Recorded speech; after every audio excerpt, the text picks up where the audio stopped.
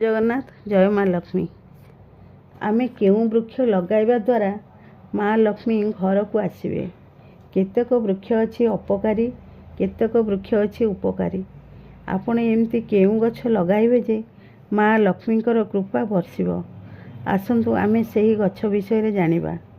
सदाबिहारी गछ, तुलसी गछ, डालिंब गछ, धला अरख गछ, अपराजिता गछ, मनी प्लांट गछ, कदली गछ, यही सब गछ लगाइबा द्वारा माँ लक्ष्मी निवास करिथांती। धन बढ़िबार आगमन होइथाए। यही सब वृक्ष आपण निश्चय लगांतु, माँकर कृपा निश्चय हेबो। ए सब गछ लगाइबा द्वारा माँ लक्ष्मीकर कृपा मिली पारिबो। बाड़ी रे हेउ किंबा बालकनी रे हेउ एही गछ लगाई अनुभव करंतु लक्ष्मी को कृपा आपणक गृह उपरे रहुछि ना नाही आपण निश्चय जानिबे।